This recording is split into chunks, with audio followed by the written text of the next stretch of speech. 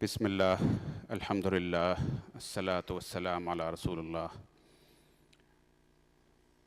جو divine compilation قرآن کا جو ہم ڈسکس کر رہے ہیں 3-4 دن سے کہ کتنا لاجیکلی اس کو کمپائل کیا ہے اللہ اور اللہ کے رسول نے، کہ یہ نیکسٹ 2 سوراز جو ہیں، آج سورہ نساء شروع کی شیخ نے اور کافی تقریباً ختم ہونے پہ آ رہی ہے، اور اس کے بعد کی جو آیا ہے سورہ مائدہ.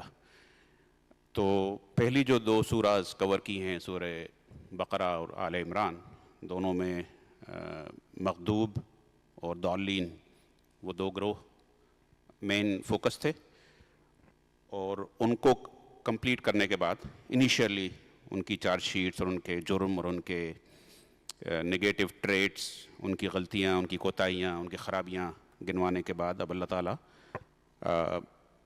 ان 2 سوراز میں، سورہ نساء میں اور سورہ مائدہ میں جو آگے انشاءاللہ کل شروع ہوگی سورہ مائدہ،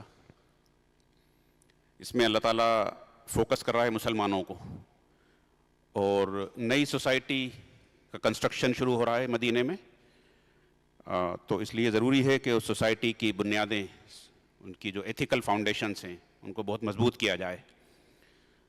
اور 2 چیزیں، ایک چیز کا ذکر آ چکا ہے پہلے کہ شریعت کا جو مین پرپز ہوتا ہے وہ یہ ہوتا ہے کہ سوسائٹی میں ڈسپیوٹس منیمائز کیے جائیں، ڈسپیوٹ نہ ہوں.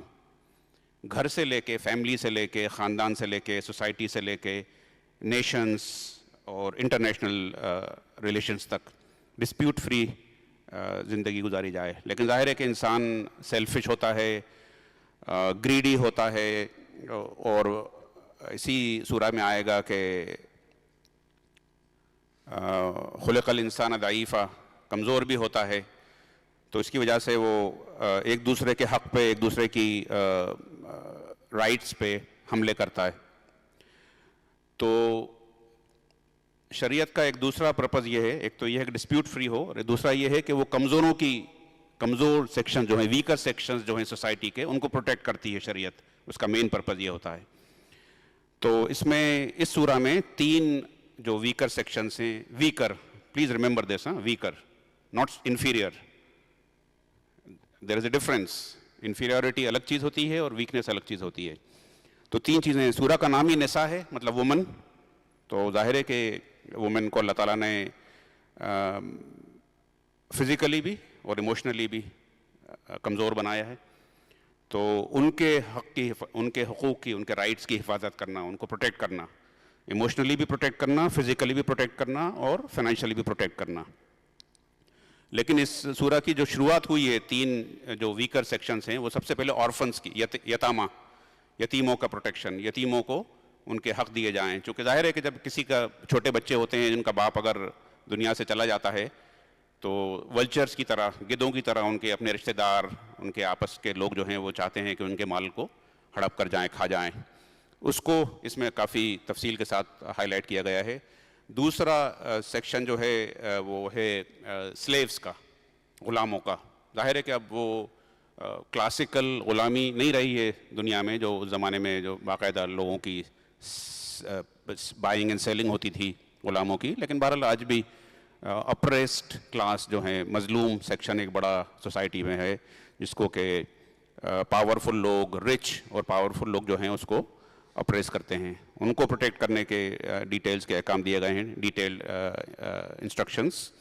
اور عورتوں کے حقوق، وومن رائٹس، یہ ان رائٹس سے بالکل الگ ہیں جو آج کے موجودہ زمانے میں فیمنزم کے ذریعے جو رائٹس حاصل کرنے کی، وہ ایک الگ طرح کا ایک بہت بڑا جرم اور ایک بہت بڑا ظلم ہے جو مردوں پہ بھی ہو رہا ہے اور مردوں سے تعلق رکھنے والے رشتہ داروں پہ بھی ہو رہا ہے.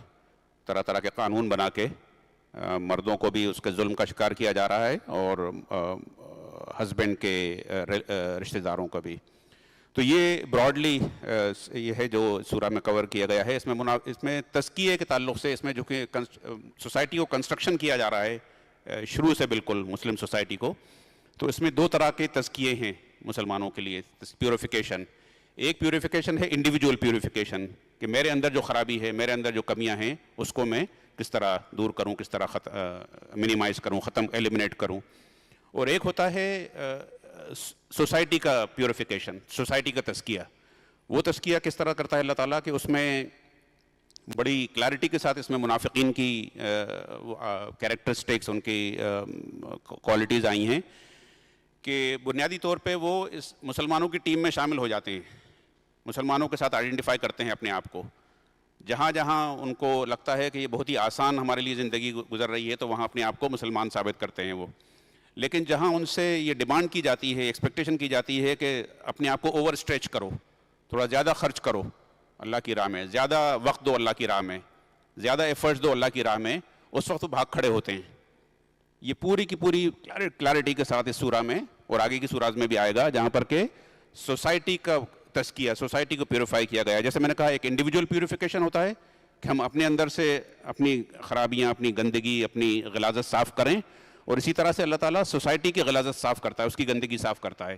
وہ کیسے کرتا ہے کہ رسول اللہ صلی اللہ علیہ وسلم کے زمانے میں بھی کافی سارے لوگ جو ہیں وہ اسلامک ٹیم میں شامل تھے, لیکن جب ان سے کہا گیا کہ اوور اسٹریچ کرو اپنے آپ کو, اللہ کی راہ میں زیادہ وقت دو, اللہ کی راہ میں زیادہ خرچ کرو, اللہ کی راہ میں زیادہ ایفرٹس لگاؤ, اس وقت وہ صفائی شروع ہو جاتی ہے. کون صحیح مسلمان ہے اور کون منافق ہے, اس کا جو ڈویژن ہے وہ سامنے آ جاتا ہے. یہ سورہ میں ہم بہت تفصیل کے ساتھ دیکھیں گے انشاءاللہ. کل جیسا کافی لیٹ ہو گئی تھی, دیر ہو گئی تھی جسٹ میں, لیکن پھر بھی میں نے جیسا کل بھی کہا تھا کہ بہت امپورٹنٹ باتیں رہ گئی تھیں جو میں نے پرپزلی ڈیلیبریٹلی اسکپ کر دی تھیں. دیکھیے جس طرح اللہ تعالیٰ نے روزے کے بارے میں کہا ہے کہ اللہ تعالیٰ کو اس سے اس کا جو پرپز ہے روزے کا وہ ہے یہ پرپز ہے روزے کا, ہے نا, اسلامک لرنر پروفائل ڈیولپ کرنا اپنے اندر, تقوی ڈیولپ کرنا اپنے اندر, یہ اس کا مین پرپز ہے. تو اللہ تعالیٰ کو بھوک اور پیاس نہیں چاہیے تمہاری. اسی طرح سے اللہ تعالیٰ کو تراویح کی اٹھک بیٹھک نہیں چاہیے کہ تم کھڑے ہو کے رات کو کھڑے ہو کے 10-20 ٹکریں مار لو اور اللہ تعالیٰ کو وہ قبول ہو جائے. بالکل وہی سیم جو فلسفی روزے کی ہے وہی ہے. تو اس میں بہت ضروری ہے کہ جو اللہ کی کتاب پڑھی جا رہی ہے اس میں ہم تھوڑا سا وقت دے کے, اس میں تھوڑا اٹینشن دے کے اور اس کو سمجھنے کی کوشش کریں کہ تراویح میں ہم نے کیا سنا, کیا ہمارے ٹیک اویز, کیا ہم نے حاصل کیا اس سے. بالکل اسی طرح سے جیسے کہ بھوکا رہنے سے, پیاسا رہنے سے کچھ حاصل نہیں ہوگا اگر یہ پروفائل ڈیولپ نہیں ہوتی ہیں. بالکل اسی طرح سے 10-20 اٹھک بیٹھک مارنے سے, سمر سالٹنگ کرنے سے کچھ حاصل نہیں ہوگا جب تک کہ ہم کچھ ان کے کی ٹیک اویز نہ لے کے جائیں. اس میں ظاہر ہے کہ تھوڑا وقت اور تھوڑی انرجی خرچ ہوتی ہے جس طرح روزے میں خرچ ہوتی ہے. کل کی جو کچھ امپورٹنٹ چیزیں رہ گئی تھیں اس میں یہ ہے کہ اللہ اور اللہ کے اسی کی فاتحہ کی احد کی بات چل رہی ہے کہ احد میں جو رسول اللہ صلی اللہ علیہ وسلم کو اور مسلمانوں کو جو چوٹ ہوئی تھی اس میں جو ان کے ساتھ کھڑے ہوئے تھے مسلمانوں کے ساتھ, اللہ کے رسول کے ساتھ, ان کا اجر بہت زیادہ ہے ان لوگوں کے مقابلے میں جو بھاگ کھڑے ہوئے تھے. جو جب مشن کے اوپر مصیبت پڑی, جب مشن کے اوپر بہت برا وقت آیا تو بھاگ کھڑے ہوئے, اللہ اور اللہ کے رسول کو چھوڑ کے اور اللہ کی پوری ٹیم کو چھوڑ کے بھاگ کھڑے ہوئے. ان کی لیے ظاہر ہے کہ ان کو بہت بری نظر سے اللہ تعالیٰ نے دیکھا ہے, اور ان لوگوں کو جو ان کے ساتھ کھڑے رہے اللہ تعالیٰ نے اس کو اجر عظیم کی بشارت دی ہے 172 میں آل عمران میں جو کل ختم ہو چکی ہے. اب اس میں ایک اور چیز ہے امپورٹنٹ نیکسٹ 173 میں کہ یہ منافقوں کی ایک طرح کا کہنا چاہیے کیریکٹرسٹک ہوتی ہے کہ الذین قال لهم الناس ان الناس قد جمعوا لكم فاخشوهم فزادهم ایمانا, کہ جب ان سے کہا گیا, لوگوں نے ان کو ڈرایا مسلمانوں کی ٹیم کو کہ تمہارے خلاف ایک بہت بڑی فوج, بہت بڑی طاقت کھڑی ہو گئی ہے, تو بجائے اس کے کہ وہ ڈر جاتے اس سے, ان کا ایمان اور بڑھ گیا. ابھی دیکھیے دو طرح کے ریئیکشنز ہوتے ہیں. ایک ریئیکشن یہ ہوتا ہے کہ خوف زدہ ہو کے بھاگ جائیں اور دوسروں میں بھی خوف پھیلائیں, اور ایک ریئیکشن یہ ہوتا ہے کہ نہیں یہ تو ہمارا یہ تو ایمان, یہ تو ہمارے ٹیسٹ کا ٹائم آ گیا ہے, اب ہمیں اپنے ایمان کو پروف کرنا ہے. تو یہ اللہ تعالیٰ نے اس کو کوٹ کیا ہے کہ جب ان سے کہا گیا کہ لوگوں سے ڈرو تو ان کا ایمان اور زیادہ ہو گیا. اور کیا کہا انہوں نے, وقالوا حسبنا اللہ ونعم الوکیل.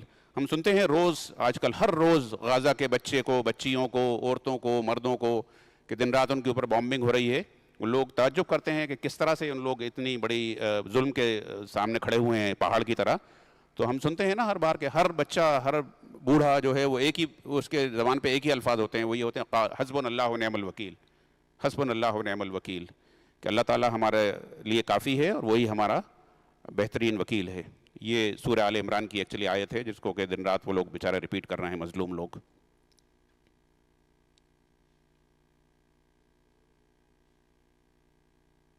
اگلے آیت میں اللہ تعالیٰ نے فرمایا ہے کہ فلا تخافوہم وخافونی ان کنتم مومنین, اگر تم مومن ہو تو ان سے مت ڈرو, مجھ سے ڈرو.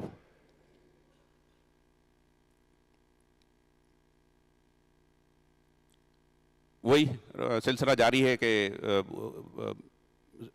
احد میں جو اللہ تعالیٰ نے جو امتحان ڈالا مسلمانوں کے اوپر, وہ اس لیے ڈالا تھا کہ اس کو پاکیزہ کر دے اس معاشرے کو. اس میں سے جو اللہ کے رسول کی ٹیم میں جو گندگی تھی اس کو صاف کر کے باہر پھینک دے, اور پیورٹی جو سامنے ان کے پاس ساتھ رہے. ایک اور بہت امپورٹنٹ چیز ہے جو مسلمانوں کو بہت زیادہ اپنے ذہن میں رکھنی چاہیے 185 میں, کل نفس ذائقۃ الموت, کہ ہر انسان کو موت کا مزہ چکھنا ہے. تو اس کو ہمیشہ اپنے فرنٹ اینڈ سینٹر میں رہے. اور یہ دنیا کی زندگی جو ہے وَمَا الْحَيَاةُ الدُّنْيَا إِلَّا مَتَاعُ الْغُرُورِ, کہ دنیا کی زندگی جو ہے یہ ڈیلیوژنل ہے, اس میں بہت ہی زیادہ اس کے اندر دھوکہ ہے, دھوکے بازی ہے. پھر اللہ تعالیٰ کی وحدانیت, ان فی خلق السماوات والارض واختلاف اللیل والنہار لآیات لأولی الالباب, کہ جو لوگ غور و فکر کرتے ہیں, جو لوگ فوکس کرتے ہیں, ریفلیکٹ کرتے ہیں اللہ تعالیٰ کی کریشن پہ, اللہ تعالیٰ زمین اور آسمان پہ, اور اللہ تعالیٰ کے جس طرح سے وہ دن اور رات لاتا اور لے جاتا ہے, اس کو اللہ تعالیٰ نے پیش کیا ہے کہ اس کے ذریعے سے وہ اللہ کی معرفت حاصل کرتے ہیں. آخر میں یا ایھا الذین آمنوا اصبروا وصابروا ورابطوا واتقوا اللہ لعلکم تفلحون, دیکھیے سیم ایگزیکٹلی سیم وہاں پہ دوسری 200 آیت نمبر ہے, وہیں ختم ہو رہی ہے کہ لوگوں جو ایمان لائے ہو, be patient, persevere and endeavour, یعنی پرسیویئرنس بھی ہے اس میں, صبر اسٹیٹ فاسٹ بھی رہو, اور جو مشکلات میں برے حالات ہوں اس میں بہادری کے ساتھ, ہمت کے ساتھ, حوصلے کے ساتھ کھڑے رہو, اور اللہ کا تقوی اختیار کرو لعلکم تفلحون, so that you become successful. اب سورہ نساء شروع ہوئی آج. اس میں جیسا میں نے کہا کہ یہ مسلمانوں کے تزکیے کی سورہ ہے. اس میں پہلی ہی آیت میں بہت نیٹلی اللہ تعالیٰ نے انسان کی اصل میں کیا ہے کہ فنڈامنٹلس اگر ہمارے کلیئر ہو جائیں, ہمارا جو بیسک جو کانسیپٹ ہے جس کا جو ہم کوشش کرتے ہیں یہاں پہ اس اسکول میں, تو اس کے بعد ساری کی ساری چیزیں وہ ریکنسٹرکشن جو اللہ تعالیٰ نے مدینے میں کیا تھا مسلمانوں کی سوسائٹی کا, وہ بہت آسان ہو جاتا ہے. اس میں اللہ تعالیٰ فرما رہا ہے کہ سب سے پہلے اللہ نے اپنا انٹروڈکشن کرایا ہے, یا ایھا الناس اتقوا ربکم الذی خلقکم من نفس واحدہ. اس میں کیا بتایا ہے کہ اگر آپ کو یہ کلیئرٹی ہے دل میں کہ اللہ تعالیٰ ہمارا خالق ہے اور ہمارا مالک ہے, ہمارا رب ہے, اسی کی طرف ہمیں پلٹ کے جانا ہے, تو ایک تو آپ کے اندر جو سینس آف اکاؤنٹیبلٹی ہے کہ ہمیں اللہ تعالیٰ کے سامنے کھڑے ہو کے جواب دینا ہے ایک دن اپنے سارے ایکشنز کا, وہ تازہ رہتا ہے, کلیئر رہتا ہے دماغ میں. اور دوسری چیز یہ ہے کہ انسان ایک دوسرے کے اوپر ظلم کیوں کرتا ہے عام طور سے, وہ اس لیے کرتا ہے کہ یہ میرا رشتہ دار نہیں ہے, اس کو تو چیپ دو, یہ میرے خاندان کا نہیں ہے, اس کے اوپر تو ظلم کر لو, یہ میرے قبیلے کا نہیں ہے, اس کے اوپر جتنا چاہے ظلم کر لو, یہ میرے ملک کا نہیں ہے, غیر ملکی ہے, اس پہ ظلم کرنا ہو تو کر لو, کوئی مسئلہ نہیں ہے, میرے ملک کے لوگوں پہ, میرے خاندان کے لوگوں پہ, میرے گھر کے لوگوں پہ ظلم نہیں ہونا چاہیے. اللہ تعالیٰ فرما رہا ہے کہ ایسا نہیں ہے.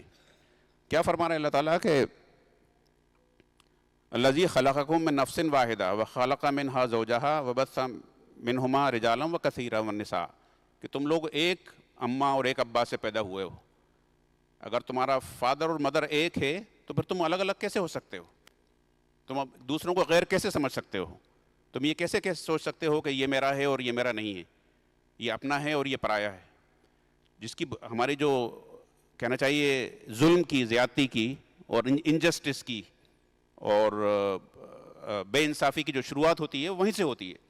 ہم اپنے لوگوں کو پروٹیکٹ کرتے ہوئے چلتے ہیں جنرلی بائی اینڈ لارج, اور دوسروں کے اوپر آسانی سے ظلم کرنے کے لیے, زیادتی کرنے کے لیے, ان کے حق مارنے کے لیے کھڑے ہو جاتے ہیں. تو اس کو بہت کلیئرٹی کے ساتھ پہلی آیت میں اپ فرنٹ یہ بتا دیا گیا ہے کہ یہ چیز صحیح نہیں ہے, کیونکہ تمہاری بنیاد ایک ہے, تم ایک ہی اللہ کی طرف سے آئے ہو, ایک ہی اللہ کی طرف تمہیں واپس جانا ہے, اور آن ٹاپ آف دیٹ تمہارے پیرنٹس ایک ہی ہیں, ایک ہی فیملی ہو تمہارے اندر کوئی فرق نہیں ہے. واتقوا اللہ الذی تساءلون بہ والارحام ان اللہ کان علیما رقیبا. آپس میں جو تمہارے خون کے رشتے ہیں، پھر آخر قریب کے لوگوں کا بتایا ہے. یہ تو جنرل بتا دیا کہ پوری انسانیت ایک ہی پیرنٹس کی اولاد ہے، اور پھر تمہارے جو خون کے جو رشتے ہیں، کلوز ریلیٹیوز ہیں، ان کو بہت ہی رسپیکٹ دے کے اور اس کا بہت خیال رکھو ایک دوسرے کے ساتھ. پھر دوسری آیت سے وہی جو ویک سیکشن ہے یتیموں کا، ان کے حقوق کی پروٹیکشن کی بڑی تفصیل سے ڈیٹیل بتائی گئی ہیں کہ ان کو کس طرح ان کے اموال کو، ان کے لائف اینڈ پراپرٹی کو کس طرح سے پروٹیکٹ کرو. دیکھیے یہ سب چیزیں جو ہوتی ہیں نا، یہ یعنی کہنا چاہیے فنڈامنٹل پرنسپلس ہیں یہ ہمارے دین کے.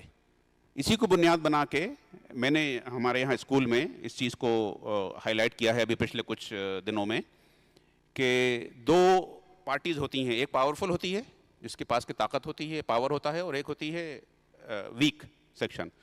تو مثال کے طور پہ اسکول میں اسٹاف جو ہے، ٹیچر جو ہیں وہ پاورفل ہیں، اسٹوڈنٹس جو ہیں وہ ویک ہیں.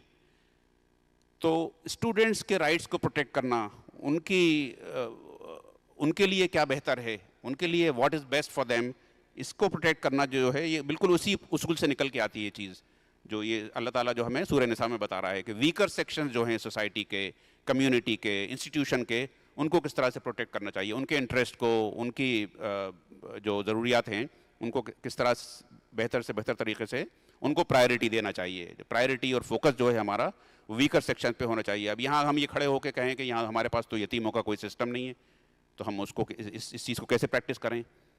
یا ہم یہ کہیں کہ میں تو I take very good care of my wives یا مائی فیملی، مائی سسٹرس، مائی مدرس، تو وہ تو میں کرتا ہوں. اور یہ کہیں کہ ہمارے پاس تو غلام نہیں ہے، تو ٹھیک ہے وہ تو صحیح ہے، لیکن اس پرنسپل کی بنیاد پہ ہمارے پاس جو چیز ہے، ویکر سیکشن جو ہے وہ اسٹوڈنٹس ہیں. تو پورے کی پوری اپلیکیشن ہماری اسٹوڈنٹس کی طرف ہونا چاہیے کہ ہمارے پاس جو ویکر سیکشن ہیں ان کا ہم پوری طرح سے خیال رکھیں اس کو بنیاد بنا کے.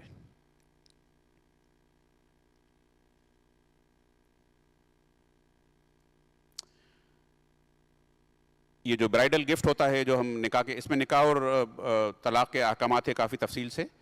تو اس میں کہا گیا ہے کہ جو کیا بولتے ہیں اس کو اردو میں، جو پیمنٹ ہوتا ہے، مہر کو اس کا پیمنٹ جو کرنا، برائڈل گفٹ جو ہوتا ہے اس کو وہ مطلب مرد کے اوپر فرض ہے وہ، اور اس کو فوراً ادا کرنا چاہیے.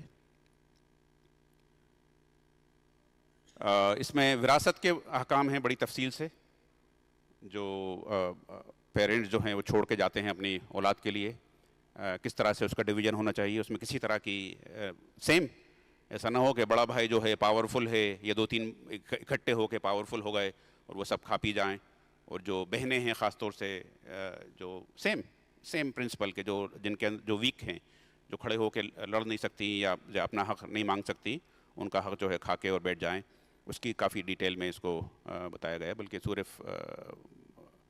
وَتَأْكُلُونَ التُّرَاثَ أَكْلًا لَمًّا، اس میں سورہ فجر میں دوسری طرح بڑی ان کو کہنا چاہیے بہت بلاسٹنگ کی گئی ہے کہ تم تو وراثت کا مال کھا جاتے ہو، مطلب تم اتنے گندے لوگ ہو کہ تم وراثت کا مال کھا جاتے ہو. جو کچھ پیرنٹس چھوڑ کے جاتے ہیں، تو جو تم لوگ میں سے جو پاورفل لوگ ہوتے ہیں وہ جو ویک ہوتے ہیں فیملی میں، ان کو دبا کے اور ان کا مال کھا جاتے ہیں.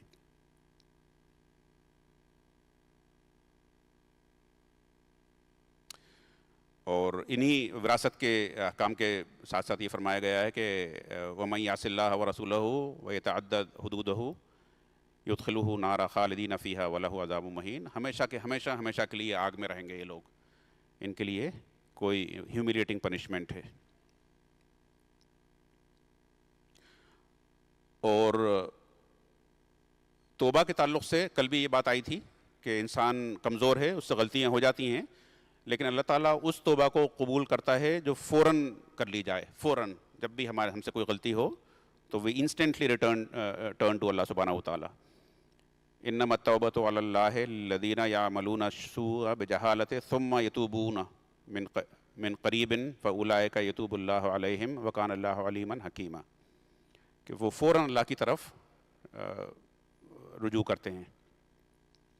اور ان لوگوں کی توبہ ایکسیپٹ نہیں ہوتی جو غلطی پہ غلطی کیے جاتے ہیں اور ہر چیز توبہ کو اور استغفار کو جو ہے ڈیلے کرتے ہیں.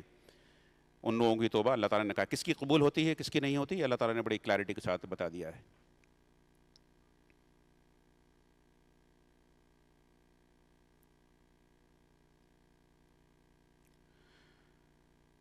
چونکہ نساء کا اس کا ٹائٹل ہی نساء ہے تو اس میں وومن کے تعلق سے، وائفس کے تعلق سے کافی ڈیٹیل میں بتایا گیا ہے کہ ان کو کس طرح سے ٹریٹ کیا جائے، کائنڈنیس کے ساتھ، جنراسٹی کے ساتھ.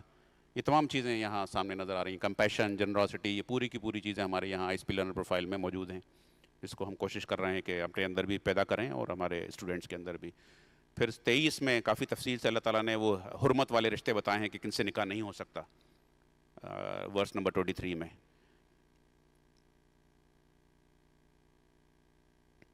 28 میں وہ ابھی جو میں نے کہا کہ خلق الانسان ضعیفا، انسان جو ہے وہ ویکنیس کے ساتھ پیدا کیا گیا ہے، اور پورا کا پورا ہمارا دین جو ہے وہ اصل میں ان ویکنیسز کو اوور کم کرنے کے لیے، اس کو امپروو کرنے کے لیے ہی ہمارا دین، وہی ہمارا پرپز جس کو ہم تزکیہ کے نام سے جانتے ہیں کہ تزکیہ جو ہے وہ بیسیکلی ویکنیسز کو اپنی ختم کرنا اور ان کو ٹرننگ آور ویکنیسز انٹو آور اسٹرینتھس. یا ایھا الذین آمنوا لا تاکلوا اموالکم بینکم بالباطل. یہ بہت بڑا جرم ہے ہمارے دین میں کہ ایک دوسرے کے مال یا ایک دوسرے کا حق مارنا، ایک دوسرے کے مال کو بنا حق کے کھا جانا. وہ چھوٹا سا ہو، اس میں کوئی کوانٹٹی نہیں کہے گی آپ لاکھوں بڑے 1-2 ایکڑ زمین ہڑپ لو وہی بڑا جرم ہے، یا 1-2 لاکھ روپے کسی کے چورا لو یا دبا لو وہی بڑا جرم ہے. ایک ایک پیسے کا، ایک ایک ذرے کا اللہ تعالیٰ نے حساب رکھنے کا کہا گیا ہے، اور یہ کہا گیا ہے کہ یہ اس طرح کی حرکت بالکل مت کرو. ایک پیسہ بھی حرام کا اپنے جسم میں نہیں جانا چاہیے اور اپنی اولاد کے، اپنے فیملی کے جسم میں نہیں جانا چاہیے. یہ بہت بڑی برائی ہے جس کو دور کرنے کی وہی تزکیہ والی سورہ چل رہی ہے. وَمَن يَفْعَلْ ذَلِكَ عَدْوًا وَظُلْمًا فَسَوْفَ نُصْلِيهِ نَارًا وَكَانَ ذَلِكَ عَلَى اللَّهِ يَسِيرًا. اور جو بھی یہ سب کچھ کرتا ہے وہ بہت ہی ناانصافی کی کا بات کرتا ہے، اور اس کو اللہ تعالیٰ جھونک دے گا کچرے کی طرح آگ میں. اور جو لوگ میجر سنس، یہ میجر سن میں آتا ہے حق مارنا، تو جو لوگ بڑے بڑے گناہوں سے بچیں گے اور بچائیں گے ایک دوسرے کو، تو اللہ تعالیٰ ان کی چھوٹی چھوٹی غلطیوں کو، چھوٹے چھوٹے گناہوں کو معاف کر دے گا. لیکن اس کی شرط یہی ہے کہ ایک دوسرے کا حق نہیں مارنا، ایک دوسرے کے اوپر ظلم و زیادتی نہیں کرنا، نہ خود کرنا نہ کرنے دینا کسی کو. اسی کو جو ہمارے یہاں منیمم 33 مارکس کی یا 40 مارکس کی جو آیا ہے سورہ العصر، جس میں وتواصوا بالحق وتواصوا بالصبر، تو یہی ہے. اسی کو بہت ہی 2 الفاظ میں ادا کر دیا گیا ہے کہ ایک دوسرے کو حق کی کاؤنسلنگ کرتے ہیں اور ایک دوسرے کو صبر کی کاؤنسلنگ کرتے ہیں. وہ منیمم پاسنگ مارکس ہیں. اگر وہ بھی ہم نہیں کر رہے ہیں تو اس کا مطلب یہ ہے کہ ان الانسان لفی خسر، پوری طرح سے we are in eternal and utter loss. اس میں ایک اور امپورٹنٹ بات کہی گئی ہے، جو فیمنزم کی ہماری جو آج کل کی فلسفی ہے اس کے ظاہر ہے کہ اس کو چیلنج کرتی ہے یہ کہ مرد کو ذمہ داری دی گئی ہے عورت کو فائنینشلی اس کو پرووائڈ کرنے کی، اس کو فزیکلی پروٹیکٹ کرنے کی اور اس کو ایموشنلی سپورٹ دینے کی. تو یہ 3 چیزیں مرد کی ذمہ داری ہیں بیوی کے تعلق سے، اور یہ 3 چیزیں اگر وہ مرد پرووائڈ کرتا ہے تو پھر فرمایا اللہ تعالیٰ نے کہ الرجال قوامون علی النساء، پھر وہ عورتوں کا قوام ہے، مطلب اس کو ایک درجہ، he is the head of the family, so obviously he should be respected. He should be respected if he is fulfilling his obligations. تو اس میں بڑا کلیئرلی کہا گیا ہے کہ بما فضل اللہ بعضهم علی بعض وبما انفقوا من اموالهم، کہ وہ اپنے مال جو ہیں وہ اپنی فیملی کے اوپر خرچ کرتے ہیں، تو اس کے بدلے میں کیا ایکسپیکٹیشن ہے عورتوں کی طرف سے؟ فالصالحات قانتات حافظات للغیب بما حفظ اللہ واللاتی تخافون نشوزہن فعظوہن واہجروہن فی مضاجع واضربوہن.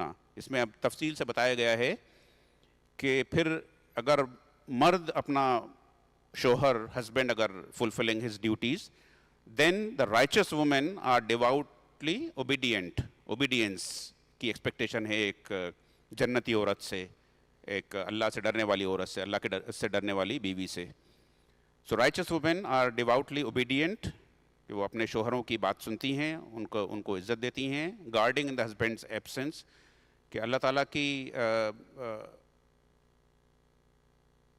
جس طرح سے اللہ تعالیٰ ان کی رازوں کی حفاظت کرتا ہے مسلمانوں کے, اسی طرح سے وہ اپنے شوہر کے رازوں کی حفاظت کرتی ہیں.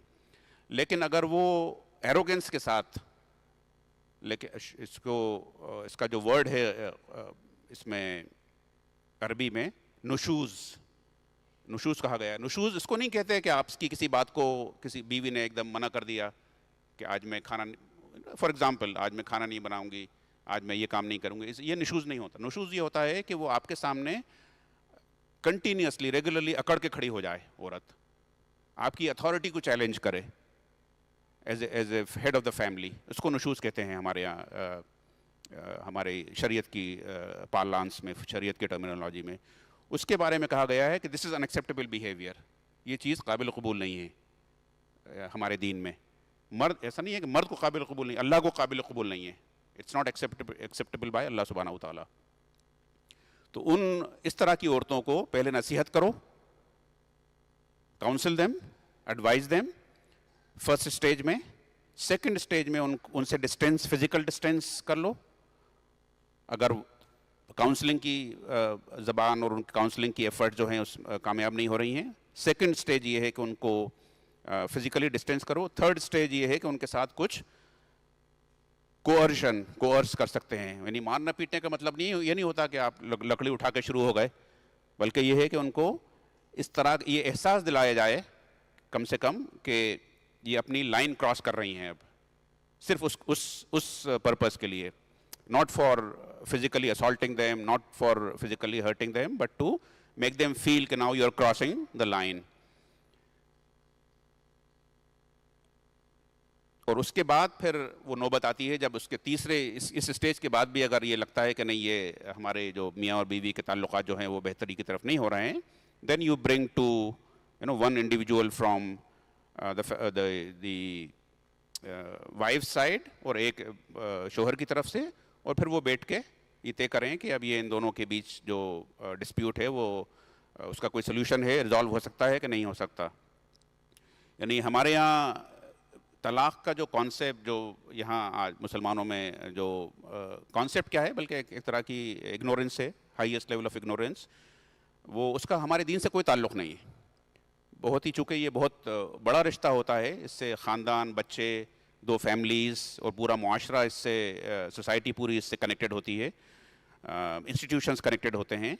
تو بہت ہی 1500 سال پہلے اس کا بڑا net and clean and systematic process بتایا گیا ہے کہ first step is counselling, second step is distancing, physical distancing for a period of time, اور تیسرا اسٹیپ یہ ہے کہ اس کو کوئرسو اسٹیپس لو اس طرح کے جس سے کہ اس کو یہ صرف یہ اندازہ ہو کہ بات جو ہے وہ کافی آگے بڑھ چکی ہے. اس کا مطلب یہ نہیں ہے کہ آپ لکڑی اٹھا کے یا کوڑا اٹھا کے شروع ہو جائیں یا کچھ اس طرح کی چیز استعمال کریں جس سے کہ اپنی وائف کو فزیکلی ٹرامیٹائز.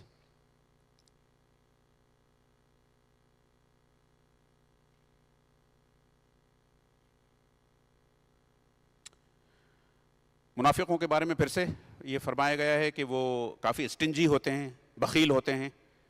جو اللہ تعالیٰ نے ان کو جو بخشی ہے نعمت اور دولت, اس کو وہ چھپاتے ہیں. اور تو اس لیے اللہ تعالیٰ نے کہا ہے کہ وَأَعْتَدْنَا لِلْكَافِرِينَ عَذَابًا مُهِينًا, ان کے لیے چونکہ اللہ تعالیٰ کی دی ہوئی دولت ہے, وہ اللہ تعالیٰ کی دی ہوئی نعمت ہے ان کے پاس, تو وہ اللہ تعالیٰ اس کا عذاب دے گا ان کو اس طرح کی بیہیویئر کا.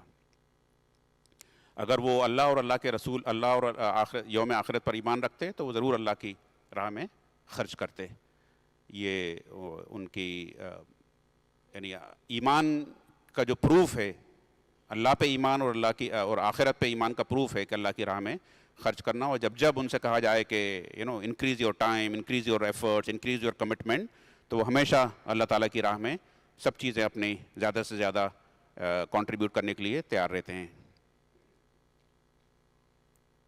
ایک اور امپورٹنٹ چیز ہے اس میں 56 آیت نمبر میں, یہ بایولوجیکل سائنٹیفک چیز ہے, لیکن میں نے اس کو بھی نوٹ کر لیا تھا کہ اب سائنٹیفک جو ایکسپیریمنٹس ہوئے ہیں اس سے یہ پتہ چلا ہے کہ اسکن ایک بار اگر جل جائے, ایک بار اگر کھال ہماری جل جائے, اس کے بعد آپ اس کو 100 سال تک آگ میں رکھو اس کو، اس کے اوپر کوئی درد نہیں ہوگا، تکلیف نہیں ہوگی. یہ اب پتہ پڑا ہے. یہ اسکن اگر ایک بار جل جائے تو اس کی جو سینسٹیوٹی ہوتی ہے وہ ختم ہو جاتی ہے. اس کے بعد پھر آپ اس کو جلاتے رہو بار بار، پھر اس کے اوپر کوئی تکلیف نہیں ہوتی، درد نہیں ہوتا. اللہ تعالیٰ نے 1500 سال پہلے یہ آیت نمبر 56 میں یہ کہا ہے کہ وہ جب وہ عذاب دے گا قیامت میں، آگ کا عذاب دے گا.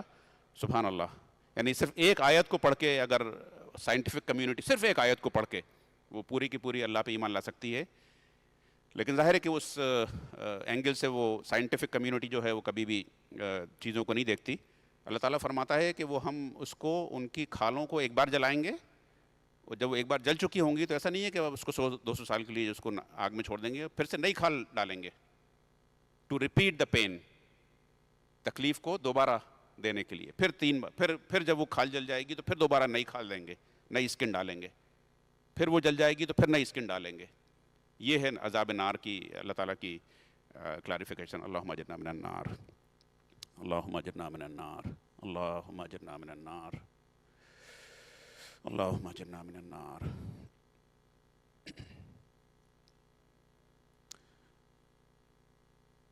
ان اللہ یامرکم ان تودوا الامانۃ الی اہلہا. یہ میرٹ بیسڈ سسٹم ہے ہمارے دین میں کہ جو بھی کوئی ذمہ داری دو وہ میرٹ کے بیسس پہ دو. امانت دار لوگوں ہی کو امانت دو.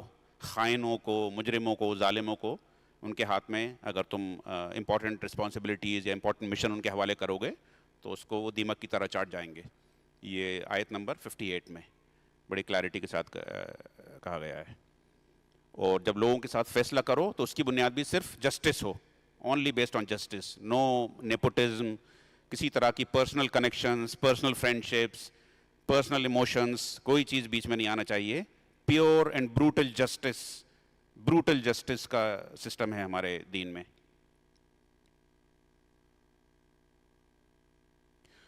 اور اللہ اور اللہ کے رسول کی اطاعت کرو. فَإِن تَنَازَعْتُمْ فِي شَيْءٍ فَرُدُّوهُ إِلَى اللَّهِ وَالرَّسُولِ. کہ اگر تمہارے بیچ میں کوئی ڈسپیوٹ ہو تو turn towards Allah and his prophet, مطلب قرآن اور سنت کی طرف ٹرن کرو. اپنی مرضی سے فیصلے مت کرو کہ میرا دل یہ چاہ رہا ہے، میرا موڈ یہ ہو رہا ہے، میرے ایموشنس یہ کہہ رہے ہیں، this is how I wish, this is what I want. اس طرح سے نہیں، بلکہ اللہ تعالیٰ نے صاف صاف کہا ہے کہ فَإِن تَنَازَعْتُمْ فِي شَيْءٍ، کسی بھی چیز میں تمہارا ڈسپیوٹ ہو، فَرُدُّوهُ إِلَى اللَّهِ وَالرَّسُولِ إِن كُنتُم مُؤْمِنِينَ، اگر تم مومن ہو. یعنی اگر تم یہ نہیں کرتے ہو اپنے ایموشنس کی بنیاد پہ، اپنے وشز کی بنیاد پہ، اپنے پرسنل انٹرسٹ کی بنیاد پہ اگر فیصلے کرتے ہو تو تم پھر مومن نہیں ہو. اور نہ تم تؤمنون باللہ والیوم الآخر، نہ تم آخرت پہ فیصلہ کرتے، آخرت پہ ایمان رکھتے ہو.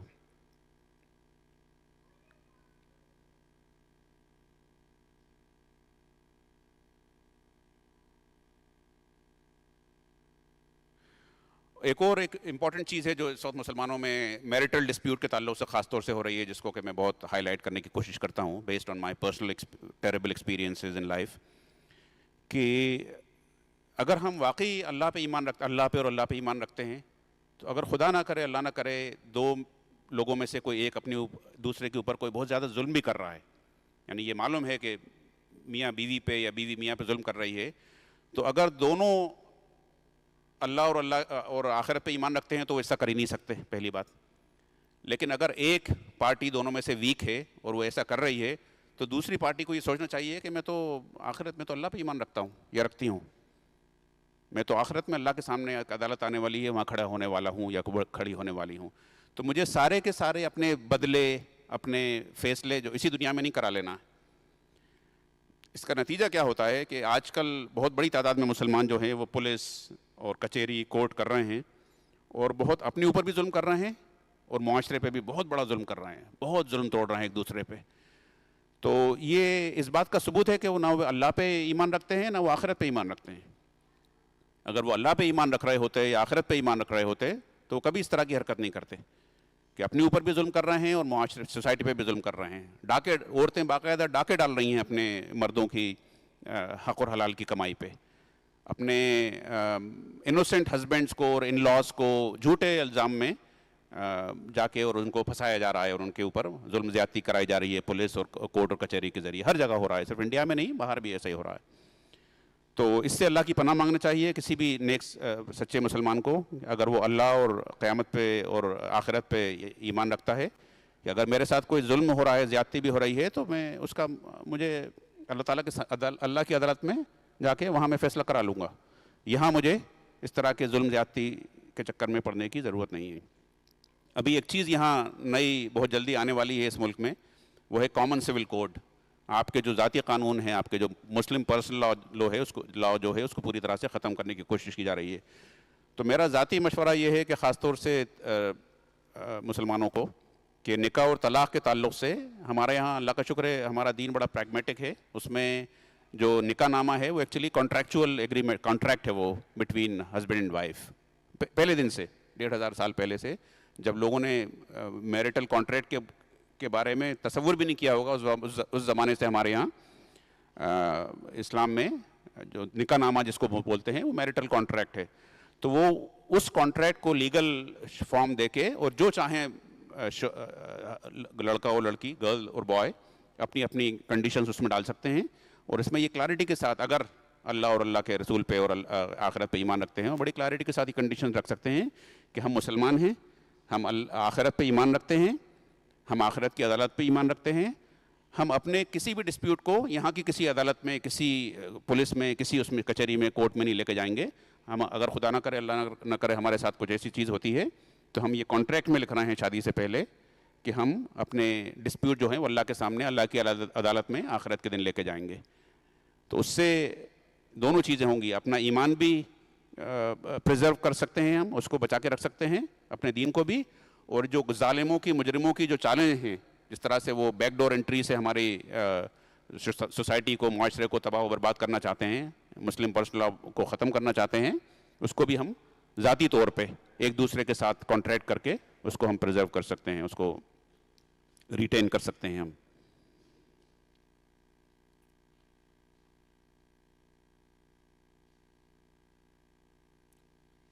اب یہ دیکھیے 69 میں کلیئرٹی کے ساتھ کہا گیا ہے، وہی تزکیے کی کا موضوع ہے، وہی ٹاپک چل رہا ہے۔ وَمَن يُطِعِ اللَّهَ وَرَسُولَهُ فَأُولَٰئِكَ مَعَ الَّذِينَ أَنْعَمَ اللَّهُ عَلَيْهِم مِّنَ النَّبِيِّينَ وَالصِّدِّيقِينَ وَالشُّهَدَاءِ وَالصَّالِحِينَ وَحَسُنَ أُولَٰئِكَ رَفِيقًا، کہ جو لوگ اللہ اور اللہ کے رسول کو اوبے کرتے ہیں، ان کی بات مانتے ہیں، ان کی اطاعت کرتے ہیں، ان کو فالو کرتے ہیں، وہ کن کے ساتھ ہوں گے؟ وہ ہوں گے انبیاء کے ساتھ آخرت میں، صدیقین کے ساتھ، شہداء کے ساتھ جو اللہ کی راہ میں جانے دیتے ہیں، والصالحین، رائچس لوگوں کے ساتھ ہوں گے، and excellent are those companions وحسن اولئک رفیقا، ان لوگوں کی کمپنی میں ہوں گے جو لوگ اللہ اور اللہ کے رسول کی اطاعت کرتے ہیں۔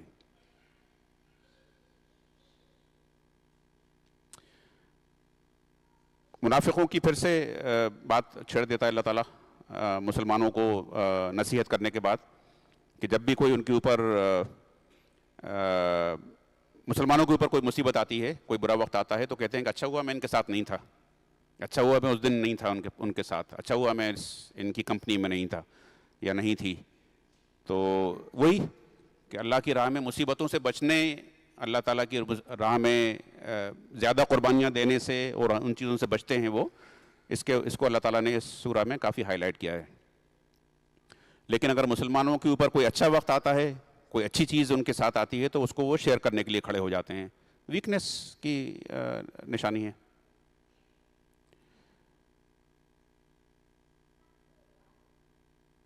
فَلَا تَتَدَبَّرُونَ الْقُرْآنَ، اللہ تعالیٰ پوچھتا ہے کہ پھر یہ قرآن پہ ریفلیکٹ نہیں کرتے؟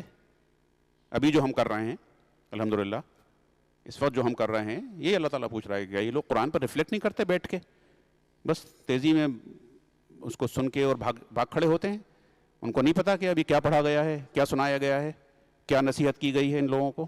منافقین کے بارے میں یہ بہت جلدی ہوتی ہے ان کو کہ جلدی سے جلدی بس مسلمانوں کی جماعت میں شامل ہوں اور چیکنگ در باکس جیسے بولتے ہیں نا، اپنی اٹینڈنس جلدی سے جلدی لگوا لیں مسلمانوں کی ٹیم میں اور بھاگ کھڑے ہوں۔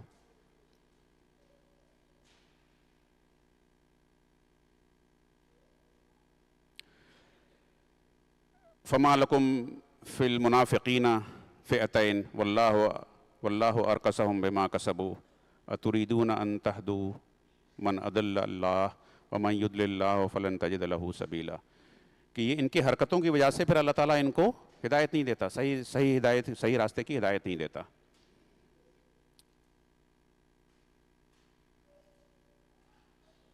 وہ ہمیشہ کسی نہ کسی فتنے میں خود پڑتے ہیں، یا دوسروں کو فتنوں میں ڈالتے رہتے ہیں، دوسروں کے کانوں میں وسپرنگ کرتے ہیں، دوسروں کے پاس پرائیویٹ کانورسیشن میں ان کو مس لیڈ کرنے کی کوشش کرتے ہیں۔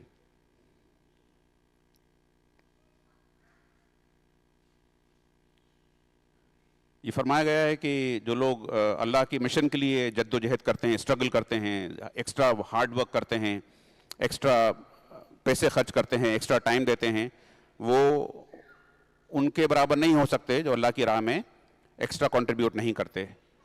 جو لوگ ایکسٹرا کنٹریبیوٹ کرتے ہیں ان کی ڈگریز، ان کے اسٹیٹس، ان کا درجہ جو ہے وہ ان لوگوں سے زیادہ بڑا ہے۔ یہ 95 آیت نمبر 95۔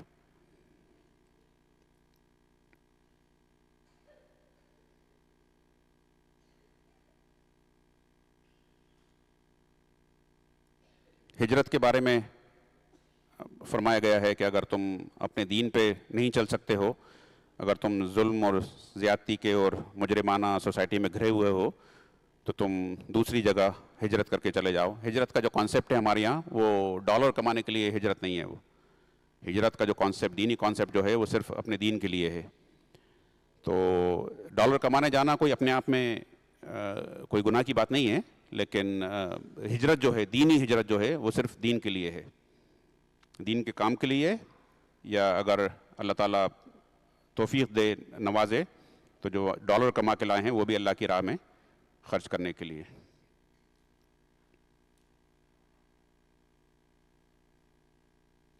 اس میں جو قرآن میں بار بار یہ کہا گیا ہے کہ فَإِذَا قَضَيْتُمُ الصَّلَاةَ فَاذْكُرُوا اللَّهَ قِيَامًا وَقُعُودًا وَعَلَىٰ جُنُوبِكُمْ، کہ جب تم نماز سے فارغ ہو جاؤ تو اللہ تعالیٰ کو کھڑے، اٹھتے، بیٹھتے یاد کرتے رہا کرو۔ تو یہ وہ یاد کرنا، وہ والا یاد کرنا نہیں ہے جو ہم ایک بہت ہی ہلیریس، یعنی جو تسبیح لے کے گھومتے ہیں، وہ تسبیح لے کے گھومنا اور سبحان اللہ، الحمدللہ، اللہ اکبر والا یاد کرنا نہیں ہے۔ قرآن میں کہیں بھی اس مقصد کے لیے استعمال نہیں کیا گیا۔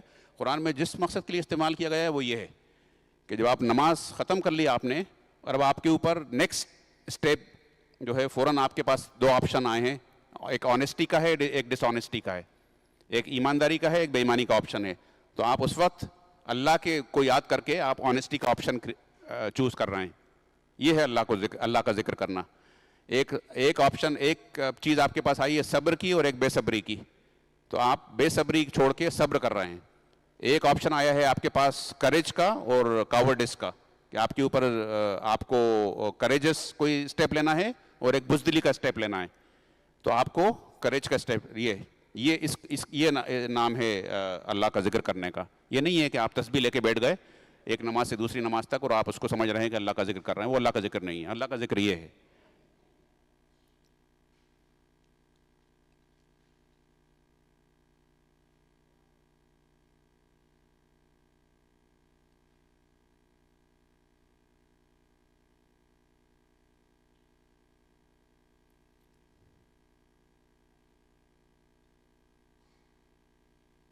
پھر اللہ تعالیٰ نے مسلمانوں کو یہ چیز یاد دلائی ہے آخر میں کہ اگر اللہ تعالیٰ کی مرسی، اللہ تعالیٰ کا رحم نہیں ہوتا مسلمانوں کے اوپر، تو یہ جو منافقین ہیں، جو ویک کیریکٹر کے لوگ ہیں، یہ آپ کو مس لیڈ کر کے آپ کو گمراہ کر دیتے ہیں۔ تو یہ اللہ تعالیٰ کا فضل و کرم ہوتا ہے ان لوگوں پہ جو اسلامک ٹیم میں، اسلامک مشن میں راک سالڈ، پہاڑ کی طرح کھڑے رہتے ہیں، اور کسی طرح کی ویک کیریکٹر جو ہیں ان کو ویک نہیں ہونے دیتے اور اللہ کے مشن کو چھوڑ کے جانے نہیں دیتے ان کو۔ اس کو اللہ تعالیٰ نے ایک فیور بتایا ہے کہ یہ اللہ تعالیٰ کا احسان ہے ان لوگوں کے اوپر جو اپنے دین کے لیے مخلص ہیں، خالص ہیں، پیور ہوتے ہیں۔ 123 میں اس بات کو اور بھی جگہ قرآن میں ریپیٹ کیا گیا ہے کہ جو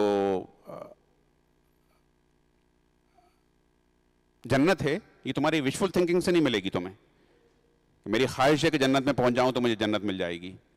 جنت کو ارن کرنے کے لیے، جس طرح سے کوئی انسان خواہش کی بنیاد پہ ڈاکٹر نہیں بن جاتا، انجینئر نہیں بن جاتا، سائنٹسٹ نہیں بن جاتا، کہ میری خواہش ہے کہ میں سائنٹسٹ بن جاؤں اور وہ سائنٹسٹ بن جائے ایک دن، میری خواہش ہے کہ میں ڈاکٹر بن جاؤں اور وہ ڈاکٹر بن جائے، ایسا کبھی نہیں ہوتا۔ وشفل تھنکنگ سے. اسی طرح سے جنت تو بہت بڑی چیز ہے, مچ مچ بگر دین بیکمنگ سائنٹسٹ اور اے ڈاکٹر اور انجینئر, بہت بڑی چیز ہے اس سے. تو مسلمانوں کے اندر یہ غلط فہمی ہے کہ ہماری خواہش ہے تو اللہ تعالیٰ ہمیں لے جا کے جنت میں ڈال دے گا, ایسا نہیں ہے. یہ اس کو صاف 123 آیت میں اس کو کلیئرٹی کے ساتھ بتایا گیا ہے کہ ایسا نہیں ہوگا.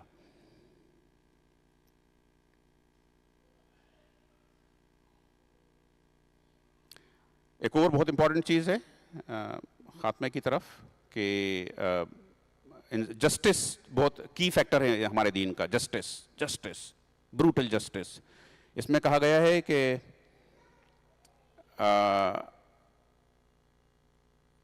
Stand firm in justice, witness for Allah even against yourself, your parents,